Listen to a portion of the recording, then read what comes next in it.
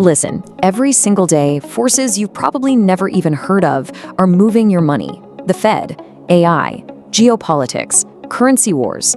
It's happening all around us. But most people out there, they really only ever see the headlines. They react to the panic, the bold text, the breaking news alerts on their phones. But they never actually understand the data moving beneath the noise. They don't see the gears turning the machine. And for true investors, that is an absolutely critical blind spot. Well, that's exactly what MacroSignal is designed to fix. So what is actually happening beneath all that noise? Today, we're pushing past the financial panic, we're completely ignoring the talking heads, and we're going straight to the raw data. We are going to decode the real-time clues the market is leaving for us. Okay, let's dive into this. Wall Street is currently facing a giant, looming question mark regarding the September Federal Reserve meeting. Are they going to raise interest rates, or are they going to hold them steady? As we look at the data today, Wall Street has basically just thrown its hands up and called next month a total coin flip. But what does that actually mean for your portfolio? Let's break it down in this explainer. Right now, we're seeing an exact split. This data comes straight from CME FedWatch, which, if you don't know, is a real-time forecasting tool used by massive institutions all over the world. And right now, it shows the market is divided right down the middle. We're talking a 50% chance of a rate hike in September and a 50% chance the Fed just holds rates steady. It is perfectly, literally divided. Now, the absolutely crucial point here is understanding what this 50-50 number actually represents. I really want to explain this step by step because it's vital for retail investors to grasp. The CME FedWatch tool derives these probabilities from Fed funds futures contracts.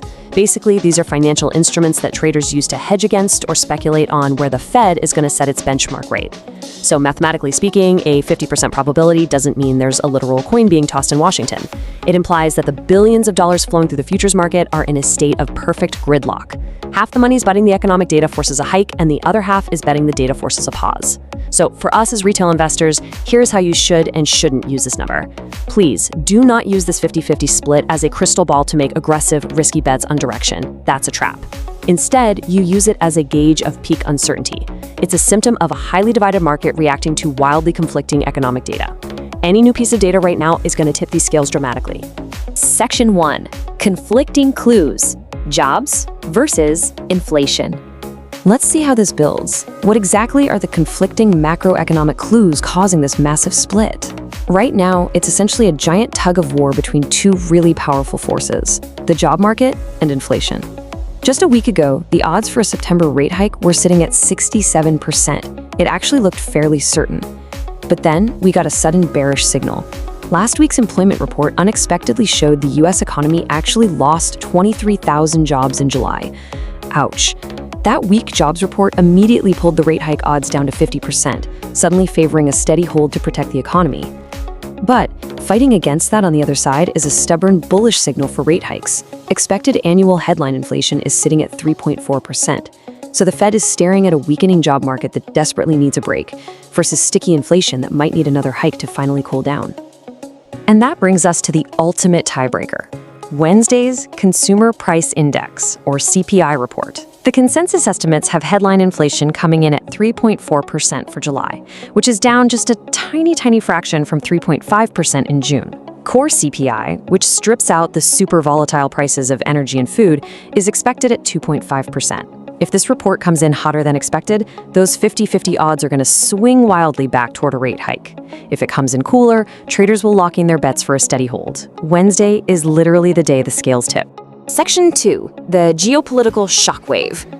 But as if jobs and inflation weren't enough of a headache to track, external chaos is throwing serious fuel on the inflation fire. $100. That is how much a single barrel of global oil cost in July.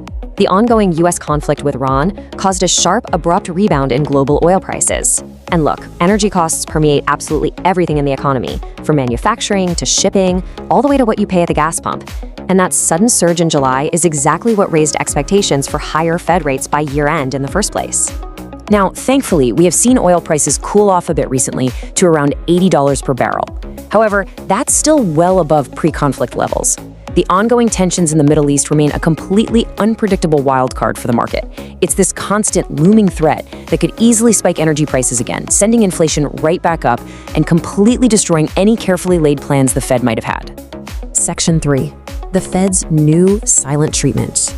Okay, so we've got conflicting data and we've got geopolitical chaos, but there is a third major factor causing this 50-50 coin flip, and it's a huge structural plot twist inside the Federal Reserve itself. We are dealing with a totally new set of rules. For over a decade, basically ever since the 2008 financial crisis, the Fed essentially held Wall Street's hand. They deliberately guided the market, telegraphing their moves so clearly that we often had near certainty on the trajectory of interest rates long before a meeting even happened. But now, we are at the start of Kevin Warsh's tenure as the new Fed chairman in 2026. Warsh has explicitly stated his preference: communicate less and let the markets do more of the heavy lifting in reading the economic data and adjusting on their own. He has effectively ended the era of handholding.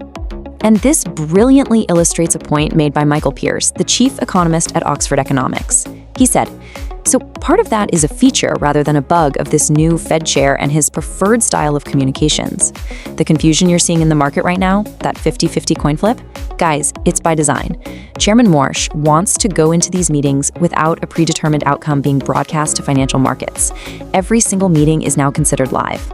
Which leads directly to this stark reality from Jeff Klingelhofer, portfolio manager at Aristotle Capital. He notes the markets are struggling to digest exactly what Warsh is struggling to digest, which is what is the right path for monetary policy, and even more importantly, what is the right timing for that path.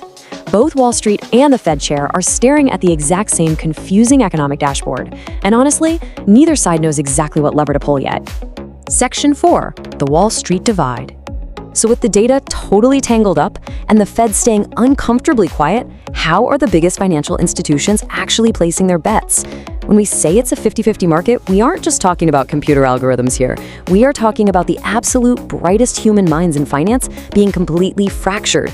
On one side of the fence, you have heavyweights like Bank of America and PGMIM. They don't just expect one hike, their economists are actually bracing for the Fed to raise rates at each of its 3 remaining meetings before year end. But then you have the other side of the camp. Barclays, Jefferies, Morgan Stanley, Truist, and UBS. Their economists expect the Fed to keep rates completely steady for the remainder of the year. When you have literally trillions of dollars in institutional capital diametrically opposed on their outlook, well, it's the ultimate proof that the terrain is completely unpredictable right now. Section 5, deciphering the next signals. Which brings us to the most important part of this whole explainer. As an educated retail investor, how do you navigate a terrain where even the giant banks are completely lost? Well, we need to decipher the upcoming data. Let's map out the exact timeline of when these 50-50 odds are going to shatter, because believe me, they won't stay perfectly balanced for long. In just a matter of days, we get the Wednesday CPI report. That's the initial shock that will likely tip the futures market one way or the other. Then, in a matter of weeks, we hit late August for the Fed's annual Jackson Hole Economic Symposium. Traders are going to be dissecting every single syllable spoken there for hints on rate trajectory, especially given Chairman Warsh's silent approach. And finally, in roughly 1 month, we reach the mid-September Fed meeting, where the actual decision goes down. So, I want to leave you with this provocative thought to chew on. When Wall Street flips a coin, how do you position your portfolio? As you've seen today, a 50% probability from Fed funds futures isn't an invitation to gamble. It's a blinding, flashing sign telling you to stay nimble. The smartest move in a market characterized by volatile job losses, super stubborn inflation, geopolitical spikes, and a tight-lipped Fed isn't to guess the outcome of the coin flip. It's to remain flexible, stay highly data-driven, and let Wednesday's inflation numbers dictate your next move. If you want to be fully prepared when that CPI report hits and finally breaks this 50-50 deadlock, you need to be here with us. Subscribe and hit the bell to keep deciphering the noise with MacroSignal. We are going to be breaking down exactly what the new data means for your money, the absolute second it drops. Stay focused, and we'll see you in the next explainer.